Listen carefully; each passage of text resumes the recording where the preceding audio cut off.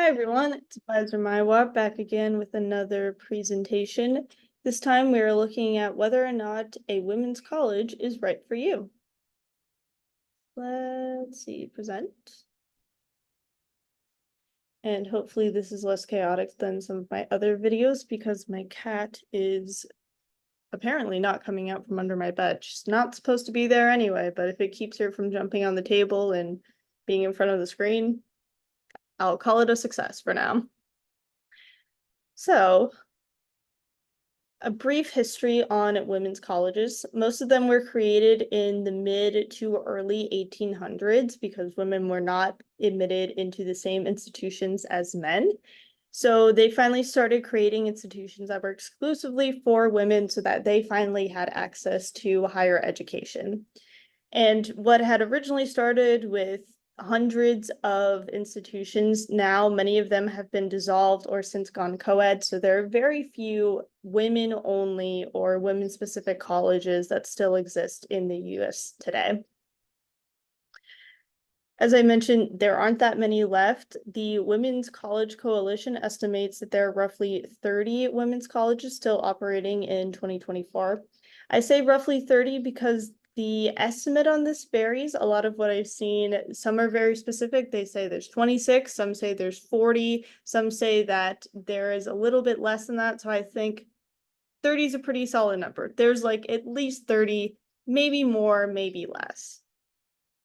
So even that, if that shows you, we went from in the 60s, 1960s, like 200 women's colleges. That's the peak of it. And now we are in the double digits. That is how few women's colleges there are today. And here are all of the ones that are still around. Excuse the fact that I've got this little Zoom box. And then I think just a few that I want to point out. Cotty College and where is it? Stevens, Cotty College and Stevens College. These are both women's colleges that are actually in Missouri.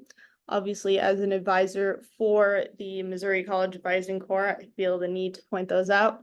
Obviously, you can go to whatever college you want, no matter how far. I went from Missouri to Colorado, so if this Texas Women's University looks good to you, that's fine. But I just feel the need to point out some of the ones that are in our state, especially because Stevens College is right next to Mizzou. It is also in Columbia, and as someone who works in Columbia very often, or at least my place of work operates out of Columbia, really feel like highlighting that one. So again, here's just a quick list. If you want to take a moment, pause the video, check them out on your own, see if any of them strike your fancy. Few things to consider while you are thinking about whether or not you want to go to a women's college. One thing is that studies show that women's colleges tend to produce higher graduation rates than public universities. I'm not sure the exact cause of it, but I believe it is the idea of putting you in a place where they really want women to succeed. So if all of the faculty and the school mission as a whole is for high achieving women to come out of this institution, of course, they're going to want you to graduate. Another thing to consider, though, is that many women's colleges are also smaller schools or have smaller campuses. For some, that's a good thing. For some, that's not really something that you're looking for. It's also notable that many women's colleges have become more inclusive over time to transgender and non-binary students. I know that's the typical language is transgender and non-binary, though if we want to be let's say more clear, transgender and non-binary, these fit under the same umbrella terms, but often when you find someone who's writing about that, maybe they don't know as much about those terms. So I feel the need to state that.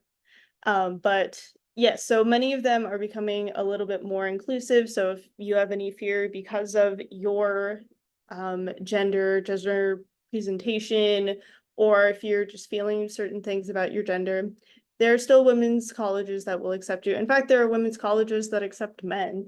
It's just about whether or not you're looking at a private or public institution. And then I also feel the need to point out that many of these schools, we know like at least 20 of them are private and have a religious affiliation.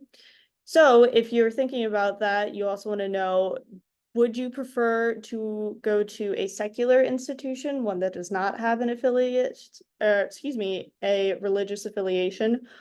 And also, if it is a private school, can you afford a private education? I'm not going to say whether you should or shouldn't.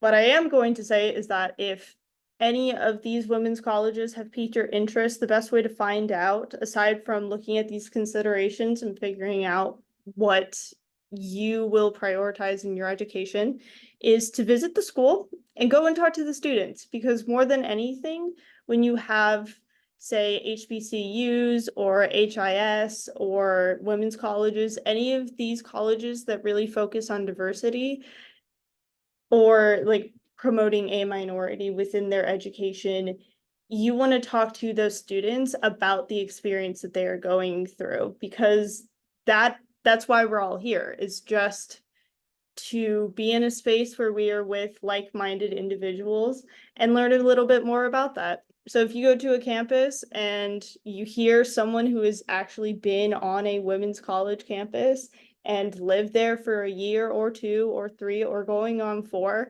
and you like what they're saying about it, then maybe it's a good fit for you. And especially, I recommend that anyone tour any campus of any school that they're thinking about going to, because you're not going to be able to really see yourself on that campus until you are physically on it. Not everyone's going to have that budget or the time to do that, but if you do, if you can, I think it is really important to try and visit those schools. So that is all that I wanted to talk about today. Hopefully this has taught you a little bit more about women's colleges and helped you figure out whether or not this may be something that is interesting to you. So that's all I've got. Thank you for watching. We'll see you next time.